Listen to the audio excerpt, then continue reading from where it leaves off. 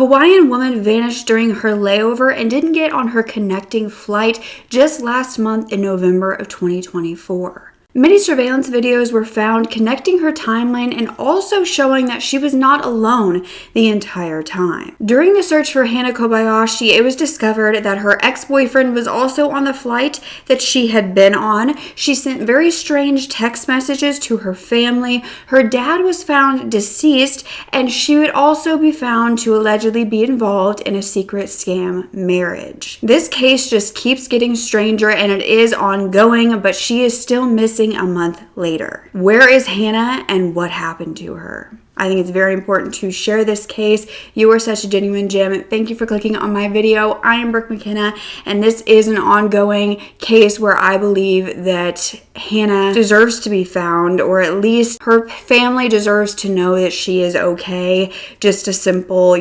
text from Hana, or just some sort of acknowledgement that she is okay, but at this point we don't know that that is the case, and her family believes that she is in danger. There's been an update in the case, and as of December 11th, her family has come forward saying that she has been found. But the circumstances around her disappearance still remain a mystery, so let's get into it.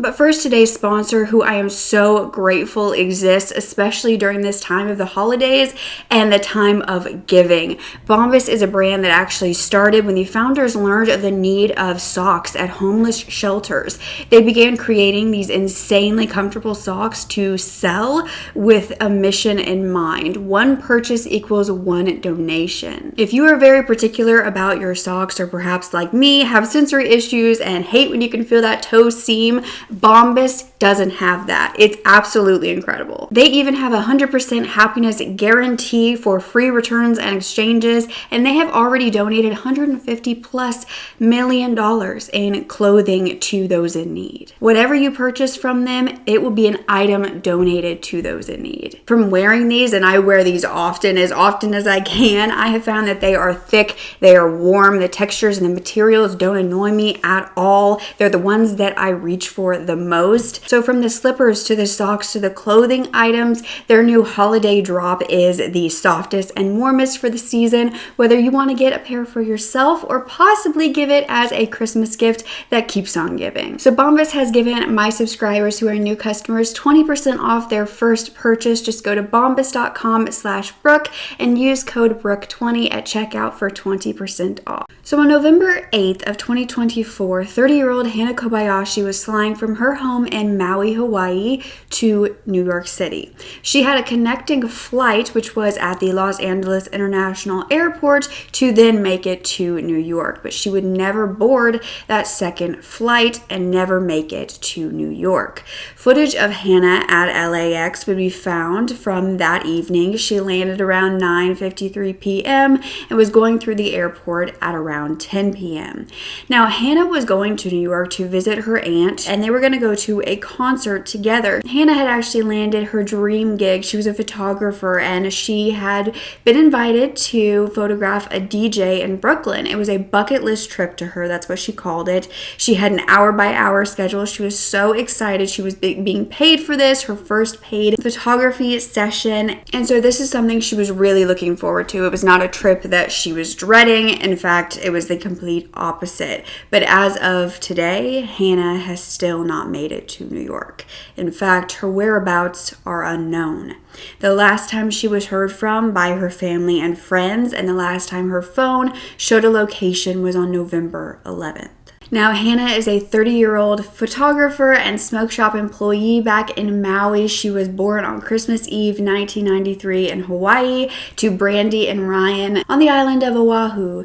And she was known as a very free spirit, very independent. She was always there for her friends and family. She was a beautiful person inside and out to everybody who knew her. She identified herself as a creator, an Aphrodite, an activist, and a woman. And she wrote on Instagram that she was an artist who is there to stroke your healing and creative journey. So Hannah had been communicating with her friends and family for the first few days upon getting to LAX. Hannah's mother, Brandy, texted her that evening of November 8th, which was when the flight to New York was supposed to have landed.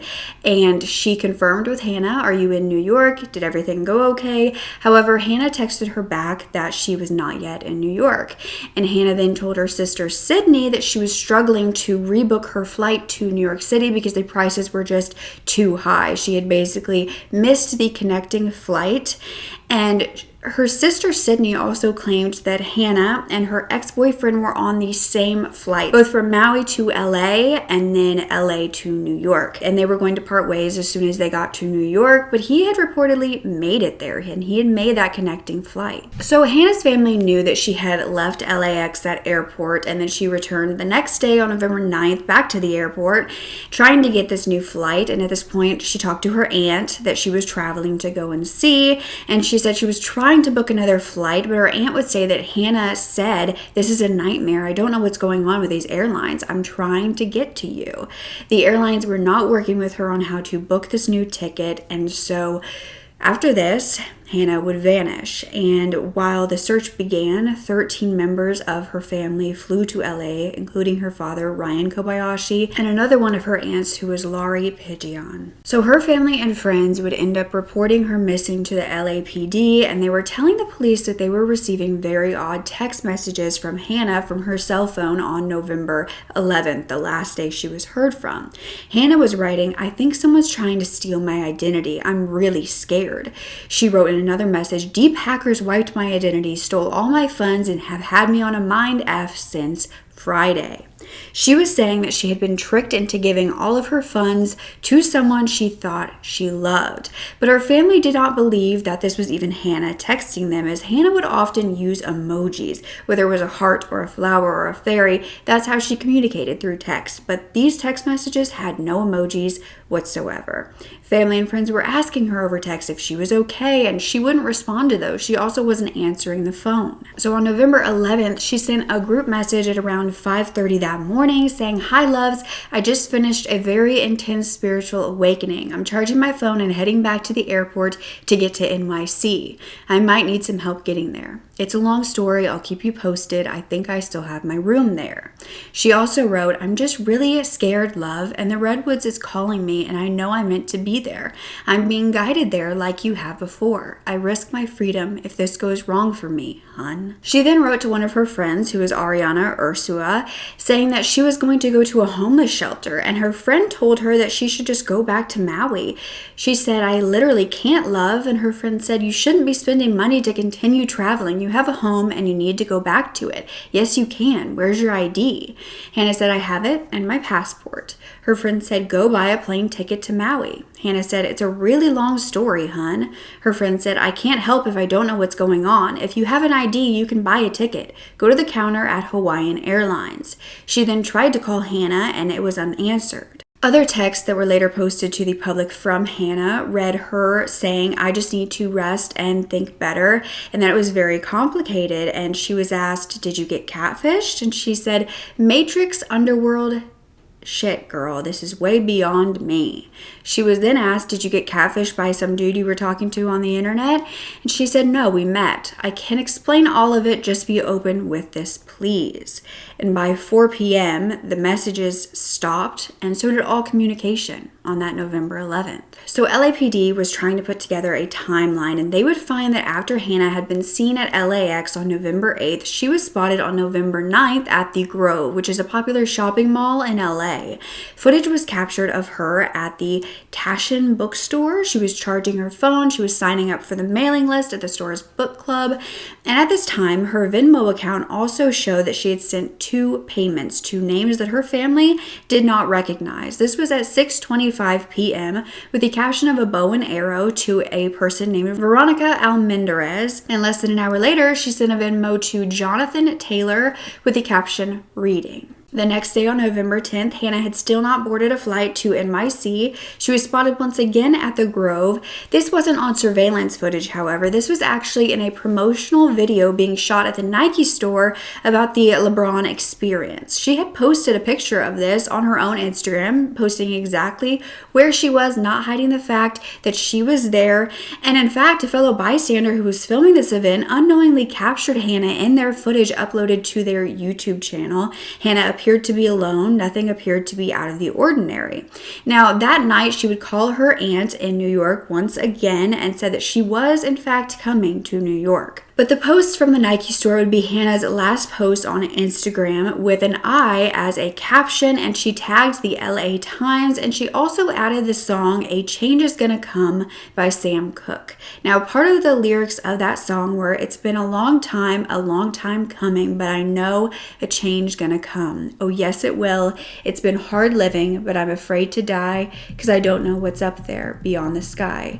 It's been a long time coming, but I know a change gonna come. Oh yes, it will. Then I go to my brother and say, brother, help me please. But he winds up knocking me back down on my knees. Oh, there've been times that I thought I couldn't last for long, but now I think I'm able to carry on."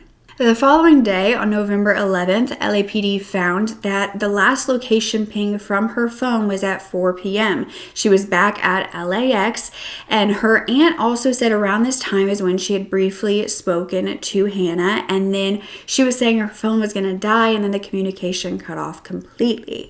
So LAPD spoke to a ticketing agent at the airport that Hannah had spoken to that day, and the agent claimed that Hannah was trying to buy a ticket to either Maui or New York City, but no ticket was purchased. So around 9 p.m., Hannah was actually seen leaving the airport with an unidentified male. They boarded the metro together. Hannah was seen wearing a black sweatshirt with a blue emblem on the front, tie-dye pants, and black and white sneakers. She had a dark green backpack and was wearing glasses with a clear rim. So as investigators and the media tried to identify this male, it was being claimed by the media that this male could have put her in danger. He was the last person to have allegedly seen her alive, and she was still missing. They had gotten a train to Pico Station, which the police would end up telling the family was not a very good neighborhood and that a lot of people didn't go there after dark. Hannah's family also stated that their family nor Hannah knew anyone in LA.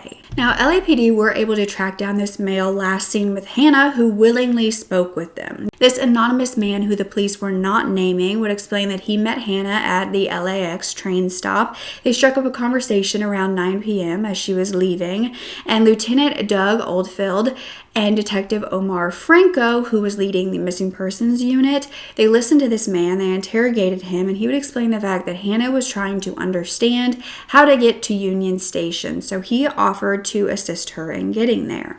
The man claimed that Hannah also spoke about her life in Maui, her love life, and he described her as a very free spirit. He claimed that she seemed very coherent and normal, not scared at all. She said she just wanted to visit the redwoods. And then he claimed that they traveled to Union Station together, and they spent several more hours together before going to eat dinner. They then went to sleep in the waiting area of the train station, which was often done by a lot of people who were waiting for their trains.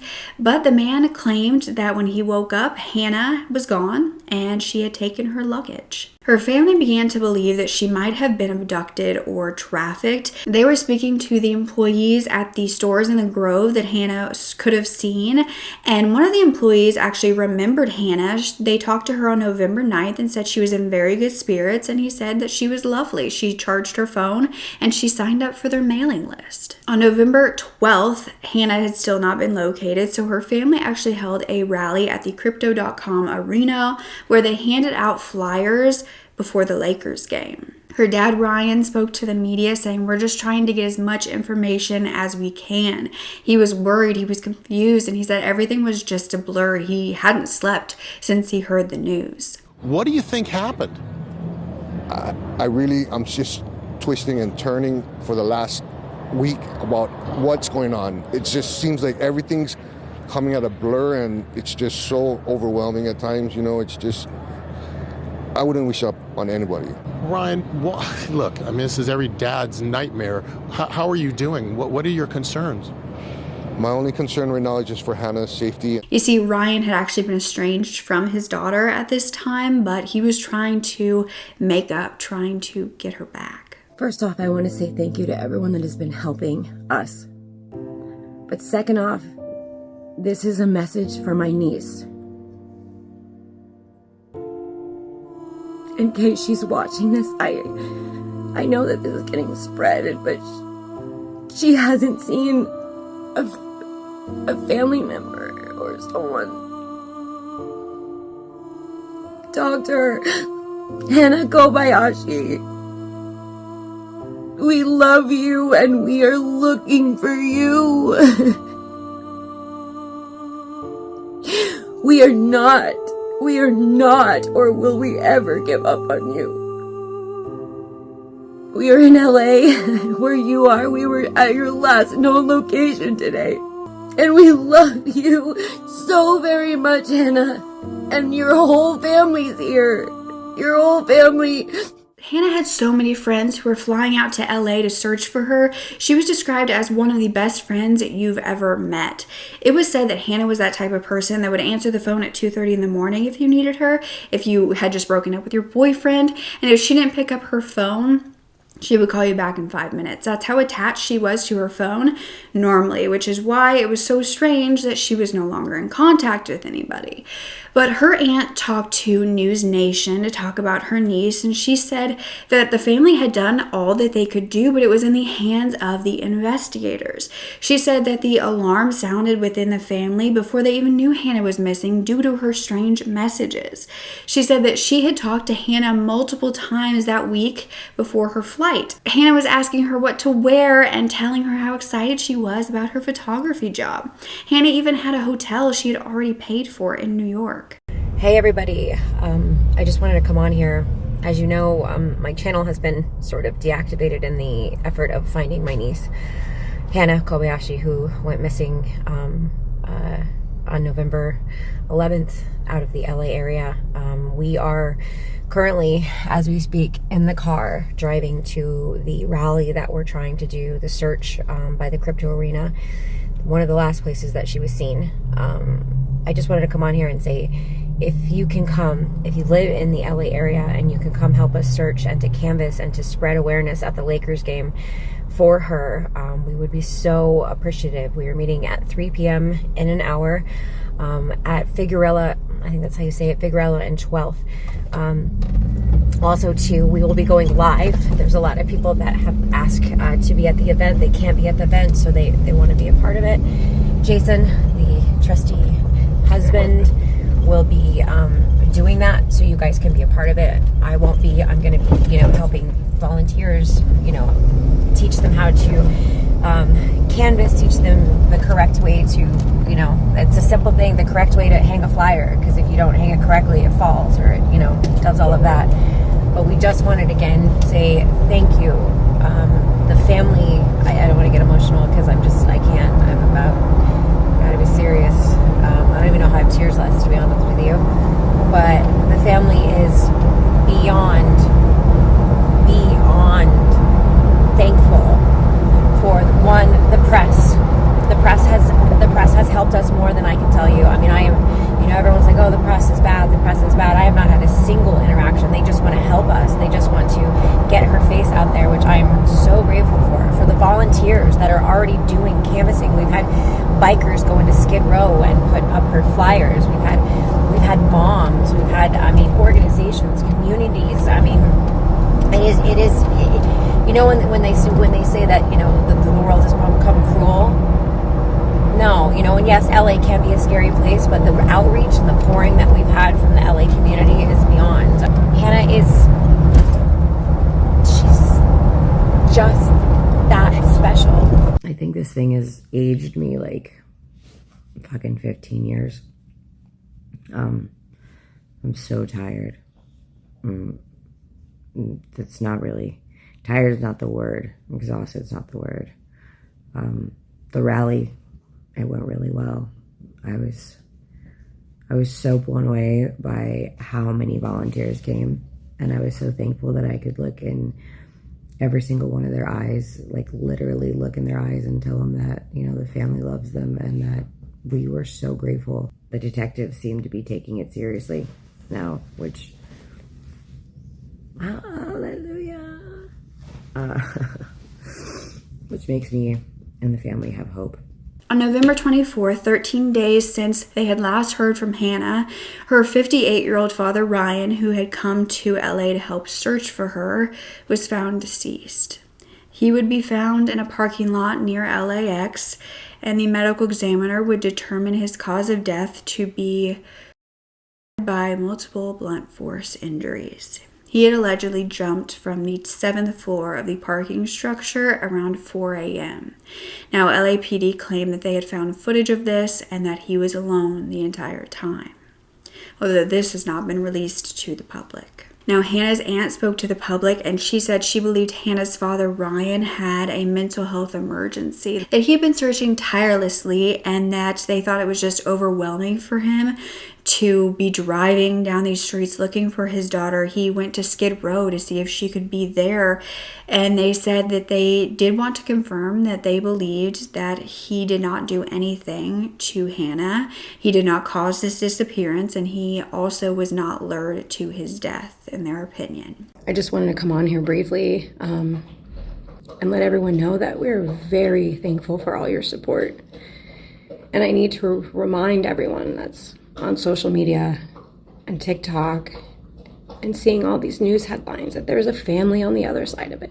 There's a family who has suffered immeasurable pain and grief, and we're humans, we're real people.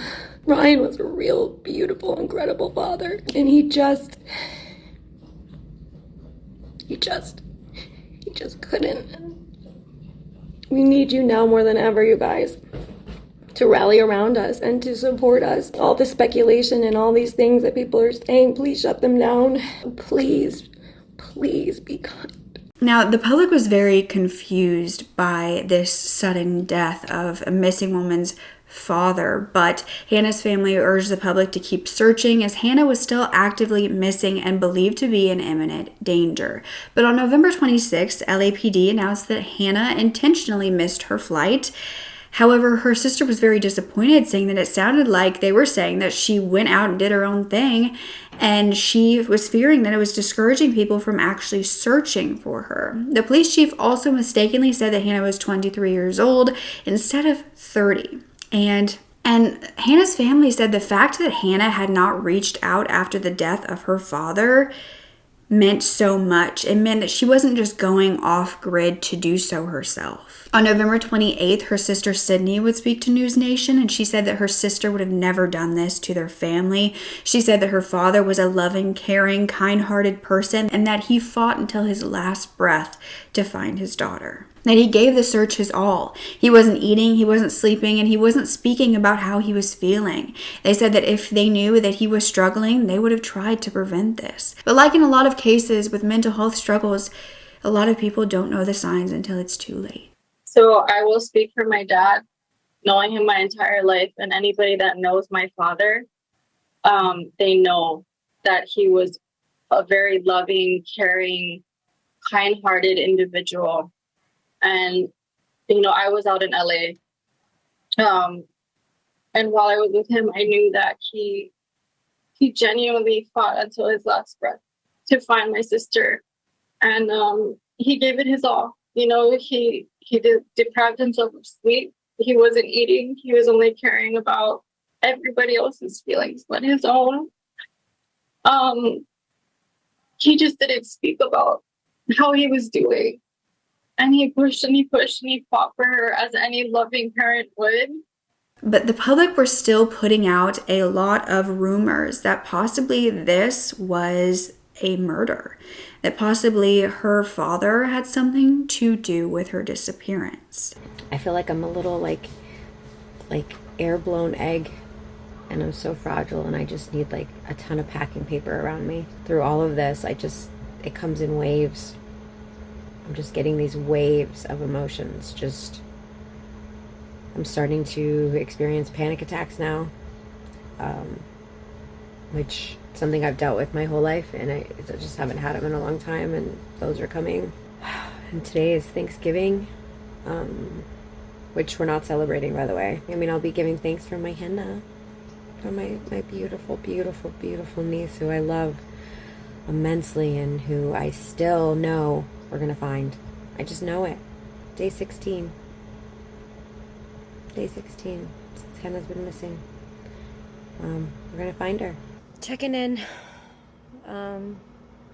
Day 17.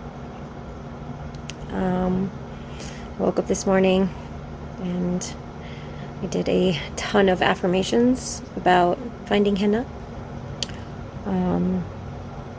I put on some of her favorite vinyls and I played them all day.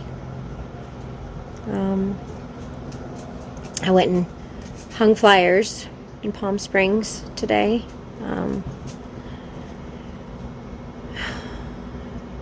It helps to keep going.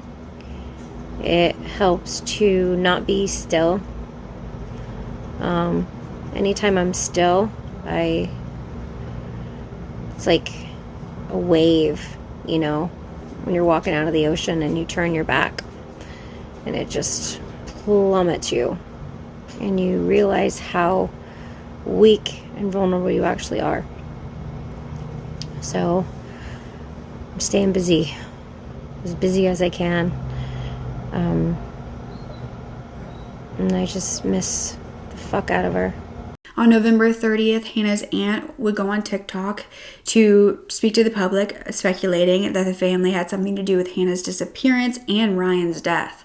This was speculated to be a huge reason why he took his life, because there were so many rumors even before he passed about him being abusive or that he had engineered the abduction himself. I woke up to being sent videos made by creators out there. There's multiple. There's not just one. Insinuating that the family had something to do with Hannah's disappearance. That the family had something to do with Ryan's death. I knew by putting this out in the public to try to find Hannah, I knew that there would be people that would say things. I thought that they were gonna say I was ugly or, you know, like make fun of me and my appearance. I had no idea that people out there were capable of putting a family already devastated through such speculations and rumors and conspiracy theories. Hannah is still missing, you guys. It's been 18 days. And the last thing that this family needs is to wake up to insinuations from fucking people that don't even know our family. You know what that does? Please just keep searching for Hannah, okay? Leave everyone alone. Like, you attacking Sydney, put yourself in her shoes. Today is day 19 since Hannah's gone missing. Feeling heavy today. Feeling sick. A week later, LAPD would hold a press conference on December 2nd, and LAPD told the public that the man last seen with Hannah had not committed a crime, was no longer under investigation, and that Hannah was not suspected to be a victim of foul play or a suspect in any criminal activity. Even though Hannah's phone was found at LAX left behind, she was still classified as a voluntary disappearance. LAPD then stated that they corroborated the story with the man that they had spoken to who had last seen Hannah, and investigators then looked into the footage at Union Station. They were both together. They saw them walking. Both of them were smiling, and then they had passed by two officers, and Hannah kept walking. She didn't try to get their attention or appear scared at all. Detectives didn't see any signs of distress from Hannah or a plea for help, and the Venmo payment captioned reading was found to be a tarot card reading, which Hannah had gotten, which was very usual for her to do. So Lieutenant Oldfield and Detective Franco said they went into this investigation with an open mind, and this man spoke to them twice, giving them the same story, and it corroborated with the video footage. And the next day on November 12th, footage from the bus ticket counter showed Hannah purchasing a ticket at 6:10 a.m. She would then board a bus to Mexico shortly after. So on November 12th, there was footage that Hannah was still alive. Her friends and family were not told this until this moment. Good afternoon, and thank you for being here today with us. I'm joined here today by Assistant Chief Chow, Deputy Chief Alan Hamilton, and Lieutenant Oldfield from our Missing Persons Unit. I wanted to provide you an update on the ongoing search for 30-year-old Hannah Kobayashi, who was reported missing last month. As the family is aware, late yesterday, after traveling to the U.S.-Mexico border, we reviewed video surveillance from U.S. Customs and Border Protection, which clearly shows Kobayashi crossing the United States border on foot into Mexico. She was alone with her luggage and appeared unharmed. At this time, Kobayashi's case has been classified as a voluntary missing person. I know over the last few days there have been several questions raised surrounding her flight to New York.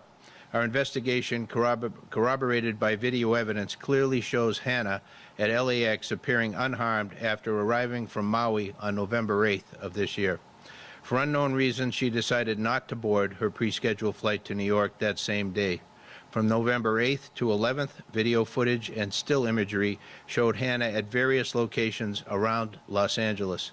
This information was subsequently verified by LAPD detectives. While she did check her bag through to New York, she requested her bag be sent to her at LAX, where we have surveillance footage of her retrieving it from the baggage carousel on November 11th. LAPD Missing Persons Unit has conducted extensive witness interviews, reviewed video surveillance, and collaborated with local and federal law enforcement agencies on this case. To date, the investigation has not uncovered any evidence that Kobayashi is being trafficked or is the victim of foul play. She is also not a suspect in any criminal activity. Additionally, the investigators noted that before departing Maui, Kobayashi expressed the desire to step away from modern connectivity. Our priority is ensuring Ms. Kobayashi's safety and well-being, and we urge Ms. Kobayashi to contact her family, law enforcement, or personnel at the U.S. Embassy to let us know that she is safe. She has a right to her privacy, and we respect her choices, but we also understand that the concern her loved ones feel for her. A simple message could reassure those who care about her. While the LAPD investigation will not continue into Mexico, if anyone has credible information about Hannah's whereabouts, please contact local law enforcement. If Kobayashi returns to the United States, law enforcement will be notified. The missing person case will remain active in the missing and unidentified persons system until her safety is confirmed by law enforcement. Anyone with additional information regarding this case may contact the Los Angeles Police Department at 877-LAPD-24-7 or 877-527-3247. Anonymous tips can also be submitted to Los Angeles Regional Crime Stoppers at www.lacrimestoppers.org. Let me open it up now if you have any questions. If I cannot answer them, if the detail is such, I will refer it to one of my partners here. At this point, we have not been able to determine any crime has been committed. Yeah, I mean, it's no indication that there would be anything to cause this to happen in this fashion, for her to go off. But like any family situation, you know, who knows what the dynamics are. Douglas Oldfield, D-O-U-G-L-A-S, last name Oldfield, O-L-D-F-I-E-L-D. I'm the officer in charge of the Special Enforcement Section out of Detective Support and Vice Division, which handles the missing person unit. Right, so for the question of whether she wanted to disconnect, by looking at her past social media, we then saw indications that there were some desires or posts that would be consistent in somebody who would have the desire to disconnect from their phone. I think it's not something that I have available right now. It's just that was part of the investigation. Are we 100% right on that? We can't say, right? We just know that she did not have her phone after she left LAX, right, around 1800 to 1900. We know she doesn't have her phone on her. For what reason? We can't say for sure. So she traveled through the MTA She then made it to Union Station. At Union Station, she used her passport and cash to purchase a ticket to get to the border, and she then crossed the border. She appeared fine. She was with nobody else. I have nothing additional, but I have observed the video, yes. Alan Hamilton, I'm the Chief of Detectives for the LAPD. We understand that there are concerns on behalf of family and friends. We've been very transparent with the family to this point. We have had daily communication and contact with family members, and we've given all the information that we can provide in terms of what our investigation has entailed, what the efforts have been on behalf of the LAPD and other partner law enforcement agencies. We've put a lot of resources into this investigation. So just to be clear to the public, the LAPD has taken this report seriously from the moment that we received it, and we have expended a lot of resources to include a trip this past weekend to the U.S.-Mexico border to collaborate with our partners there. So this is an investigation where we've done a lot of things face-to-face with our partners, and we've done we've gone to extraordinary measures in terms of our technological investigations in this case. We've really left no stone unturned, and it's led us to this conclusion and the information that the chief is providing today. Yeah, a lot of personnel involved in any major investigation like this, and in order to try and protect those that are in many cases very vulnerable. My ask would be to anybody considering doing this, think about the people that you're leaving behind, your loved ones who are going to be worried sick about you, the number of people, including law enforcement and other partners who are going to be looking for you, which then potentially takes them away from other work that is also critically important. So there's a lot other than somebody just deciding that they want to leave and disconnect. Consider those that are behind you and those that will be impacted by your actions. I'm very sorry to the family for all that they've been through throughout this ordeal. We're very sorry for their loss. And I don't know that words can express, the feelings that they're going through during this very difficult time. But there's a lot of people very much in support of what they're going through. We've basically done everything we can do at this point.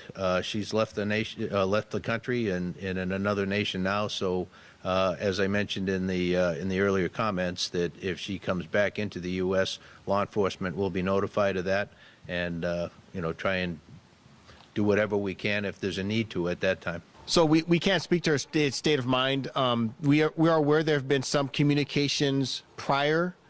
We are aware of that communication, and we cannot necessarily interpret. I think some of the communication can be interpreted a number of different ways. So at this time, we're not able to interpret those communications without having Hannah present to explain, how she felt when she sent them and what the specific meanings were for those messages. So the question was about the individual that she was identified traveling with on the metro.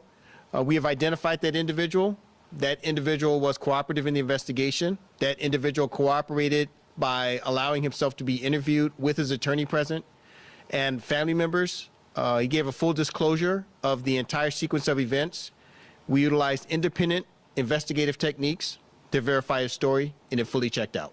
Hannah was said to have boarded a bus to Tijuana in Mexico, where she arrived on November 12th at 10 a.m. and crossed into Tijuana on foot. She was said to be by herself with her luggage, and LAPD said that this was by choice, but her family disagreed. I feel like my sister and I are close enough for her to let me know if she's in distress or if something really dramatic was happening in her life. And this is just so bizarre because she's never mentioned going to Mexico, and it just doesn't make sense. LAPD said that due to this being out of their jurisdiction, they were unable to do anything more with the investigation. They have just asked Hannah to come forward with her side of the story. But Hannah had still not reached out to her family, and her family spoke out against LAPD's findings, stating that they were going to keep searching on their own. They were frustrated with LAPD, who kept that information from them,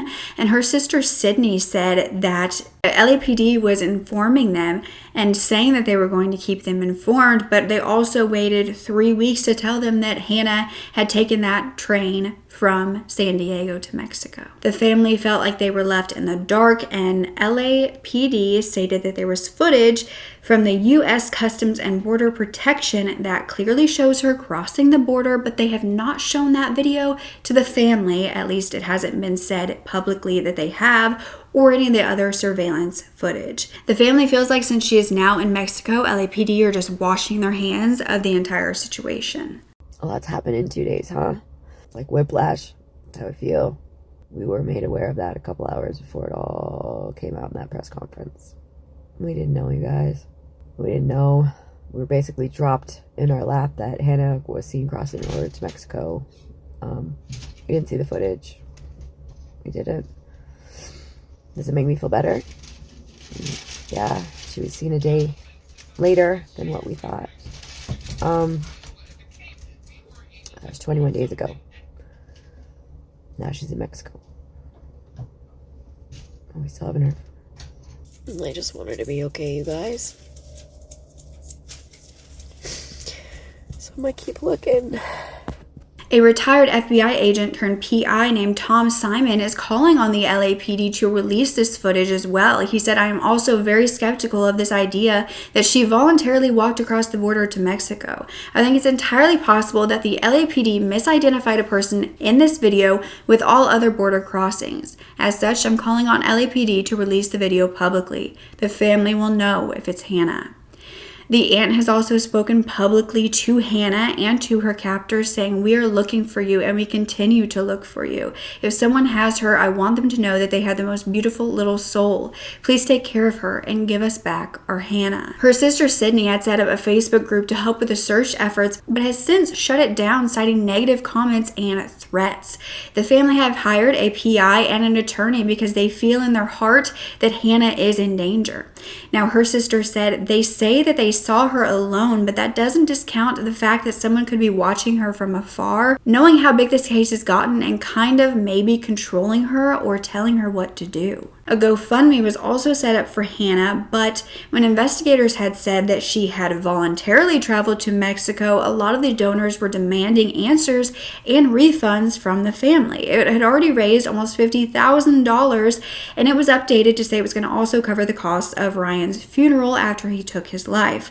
But many began to say that the organizers withheld the information from the donors that Hannah had willingly left, even though the family claimed they were not told for 3 weeks that the police knew that Hannah had gone into Mexico, allegedly.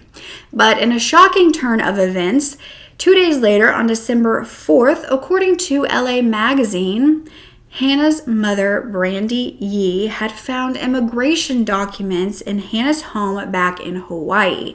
These listed an immigration attorney, and Brandy would end up trying to speak with this attorney who was not cooperative. These documents spoke of an alleged secret marriage for money.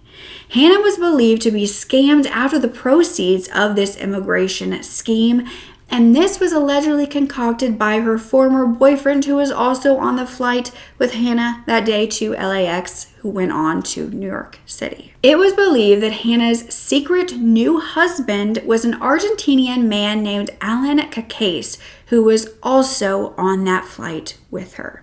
However, this wasn't all. He also had a girlfriend, allegedly, a woman named Mariana, who was reportedly also on that flight. So Hannah's mother, Brandy, had turned all these documents over to the police immediately. And back on November 15th, it was found that a Facebook user had actually sent Hannah's sister, Sydney, what looked like a beach wedding photo of Hannah and a man with leis around their necks while wearing white.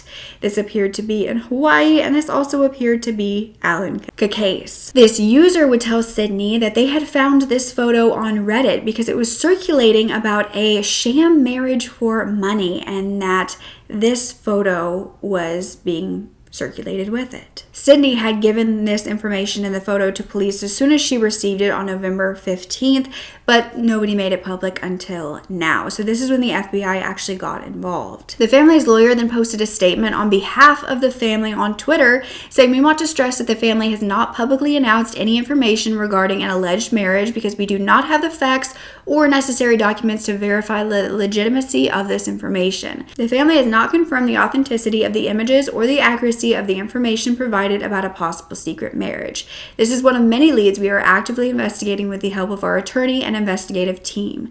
We would also like to confirm that we turned over the alleged information to law enforcement immediately upon receipt. So LAPD Lieutenant Oldfield has claimed that LAPD are not examining these claims as they believe it's a rumor, and even if it is true, it would be out of their jurisdiction at this point. But there was proof of this picture being on Alec Cacase's Instagram. He had captured "Forever Like That" with a red heart emoji, tagged to be from Haiku, Hawaii on October 26th of 2024. This account appears to no longer exist on Instagram though, and Hannah's Instagram appears to have no mention of this man, the marriage. Now, Alan's mother's Instagram was actually found with posts of Alan, but that has since been privated. Now, News Now reported that the flight from Maui to LAX was flight 254, and Hannah was in seat 32F, where Alan Thomas Cacase was in seat 32E. And then Aman Munez Mirandez was in seat 32D. These three people were all in a row together, and then on the connecting flight from LAX to JFK, they were all supposed to be sitting next to each other once again. Hannah was in 18F, Alan was in 18E, and Aman was in 18D. It's unknown where Alan's alleged girlfriend Mariana sat, or if Aman was Hannah's ex-boyfriend, due to his name being unknown to the public at this time, though it is widely speculated that Aman was her ex. So that meant that in both flights, Alan was supposed to be sitting in the middle of Hannah and her ex-boyfriend. An investigative reporter from crimeonline.com, Alexis Terez-Chuck, claimed that the ex-boyfriend has spoken to the police and he's been very cooperative. They believed he had no knowledge of what occurred. He made it on that connecting flight and got to New York, but nothing has been said on if Alan Cacase made it to that connecting flight or not. But then Hannah's family began to turn on one another during this search. After the outrage with the GoFundMe, they began to fight over who was going to speak out for the family. Her sister Sydney told News Nation, "It's really unfortunate when you have to question family. The fact that she's gone rogue and wants to disconnect from our effort, that's on her." And she was talking about her aunt, Laurie. Now, Laurie was the aunt that has been outspoken throughout this entire thing, and she told the NY Post that her niece Sydney was throwing her under the bus because she wanted to be in the limelight. But she also stated that Sydney and her family members were not trying to scam the public, and they genuinely want to bring Hannah home safely, and that's why they have the GoFundMe. But Laurie also said she was not involved with the GoFundMe. 24 days since her niece was last heard from, Aunt Laurie took to TikTok and said that the rest of her family has actually hired a criminal attorney against her and told her to deactivate her accounts and stop giving her opinions on the case. She said that she basically didn't want to talk about how her family's been speaking about her or anything on that. She just wants to find Hannah. Good morning, you beautiful people. Day, God, it's so long. It feels like fucking forever. Day 24 of my niece missing. 24 days ago, I had no idea that this would turn into what it has turned into, or that I would become one of the most hated people in the universe, at least by some people. I want to address that me and my family definitely have taken different routes regarding this. A couple days ago, they decided to hire a criminal attorney, and I didn't really feel there was a need to do that. I didn't understand it, and I want to make something very clear on here. I have nothing to do with the GoFundMe. I have never had anything to do with the GoFundMe. I've never mentioned it once in a single interview that I've done. That is my sister, and it was set up by my other niece, Sydney. So I know a lot of people are saying a lot of things about that with me, and I don't have anything to do with it. I hope it's being utilized for, the search for Hannah. I'm so glad that my family has finally hired a private investigator. That makes me thrilled. A lot of people are asking me things about, what my other niece is saying publicly about me. And to be honest with you guys, I'm not going to let this change my character. I'm not going to say anything that is mean-spirited or evil towards my family. I've had one intention and one purpose on this, and that is to find Hannah. It's really my only goal. Still now, it's my only goal. I just want to basically get a welfare check or get eyes on her and just be like, hey, baby girl, are you okay? And if she tells me I'm fine, like I'm cool, then, you know, be on your merry way. I'm so happy that you're okay. But until that, the word voluntarily or the word, you know, like all the stuff that she's doing, I just need to make sure, you know, it's not a manhunt. It's not us being overbearing or any of these things. It's not. It's just, I want to make sure she's okay. And that's all. I think that's what any family member would do. I'm not going to bash my family. I'm not, you know, even though that we've split and we're separate and we're no longer speaking, I still love them very much. And hopefully we all have the same goal, and that's to make sure Hannah's doing this on her own accord. It's all consuming, and I get that you guys are invested as well. Just take facts for facts is all I can say. You know, there's a lot of people out there just trying. I don't know what they're trying to do, to be honest with you. I really don't. Like, they first were invested in my niece, and now they're villainizing her. It makes my heart hurt. And until we know that she's okay and doing this on her own accord, you know, just keep praying for her. Thank you so much. Love you. Bye. 25 days since Hannah had last been heard from, Laurie did her last official statement to the press on the accusations against her from Hannah's sister Sydney, and she did her final TikTok update. She claimed that she never had any ulterior motives as an influencer. She said that she's completely split from her family and that that's how she was getting her information, was from them who had gotten information from investigators. So she doesn't know what's really going on anymore, but she wants to make a trip to Mexico herself. She's also stated that 2 TikTokers have told her that they know where Hannah is in Mexico. She's alive and well, but they haven't given any further information. So today is day 25. I think this is going to be my kind of last day of giving these kind of updates. I think I'm going to kind of start moving on to other stuff, because today I did my official last statement in the press. This has been a really long time, you guys. It's a really, really long time. I'm trying to plan on going to Mexico.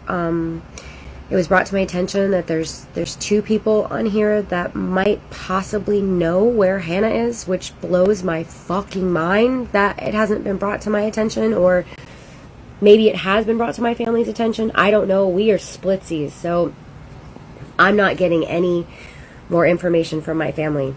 I'm sick of talking about this. I'm tired of it. I just want to make sure she's okay. I just want to have a welfare check on her. I just want her, you know what? I just want her to tell me to fuck off. You know, if she's really okay, like, Auntie Ray, fuck off, I'm fine. I'm now a armchair investigator with you. If I find anything out that publicly needs to be told, you know, about anything. You know, you guys keep asking me about the whole marriage thing, you know. My sister and Sydney are handling that. By December 7th, 26 days since Hannah was last heard from, she was believed to be in Mexico. However, the Tijuana officials told people that there is no missing persons investigation in Mexico for her. The commander of the state police of Mexico claimed that talking to a reporter about Hannah was the first time that they had heard about her, that LAPD did not even reach out to them, that no one is looking for her there, and that if she doesn't have a warrant for her arrest in the States, he can't bring her back to the U.S. They were also worried due to the fact that this was in the Tijuana area, which was a place of violent crime, gang activity, abductions, kidnappings linked to drug trafficking. And the U.S. State Department has actually cautioned Americans from traveling there. Even Dog the Bounty Hunter did an interview with News Nations as he knew Hannah. He had said that one of his daughters had her over for a sleepover years ago. So Dog's family, who are fugitive hunters, if you don't know, they basically find missing people who are mainly fugitives. He claimed that they have found that Hannah did in fact legally get married in Hawaii, though this has not been confirmed. But Dog said that that's all he can do because he can't actually go to Mexico to search. He had tried doing that with another one of his fugitives. He ended up in jail in Mexico and had to sneak out and come back to the States. So he promised Mexican authorities he would not conduct any more searches in that country. But Hannah's family said that Hannah never mentioned any plans to travel to Mexico. She doesn't know anyone there, nor does she speak Spanish. vanish. They believe she is being held against her will. One theory that people have come up with is that she could have become a victim of a cult. There's a twin flames cult in California, and she was allegedly following a few of the members on Instagram. Though no other connection has been found, this cult is actually led by a couple who created this universe to help people find their one true love. Leaders claim that they ordain these twin flames matches through directives that they receive from God. They would then teach the students to be aggressors because of the push-pull dynamic of a twin flame, where one is the runner and one is the chaser. One man spoke out saying he had to get a restraining order against a woman in this cult because she believed that they were twin flames and she was not leaving him alone. Now, no proof of Hannah's involvement in this has been found.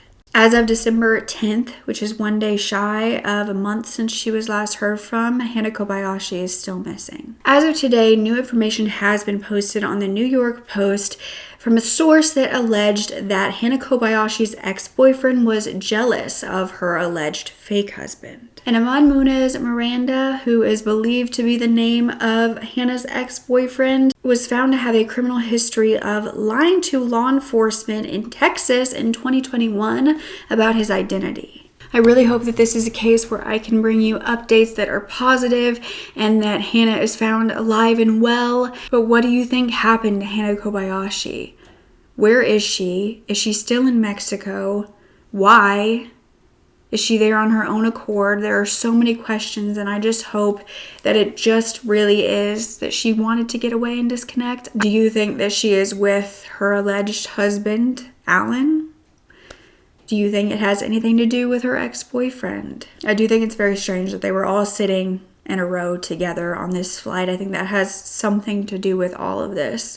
But I just hope that we find answers for her family and for Hannah, and I hope it's the best possible outcome. So happy to update you that December 11th, exactly a month since she was last heard from, Hannah has been found. Her family has announced that she is alive and safe, but so many questions about this case remain. So make sure to subscribe for updates on this case, and remember to sign up for the Genuine Gem newsletter so you never miss a story. And also remember, there is extra exclusive content on Patreon if you are interested. I'm sending so much love and strength to Hannah and her family, and I really hope that you can do the same in the comments down below.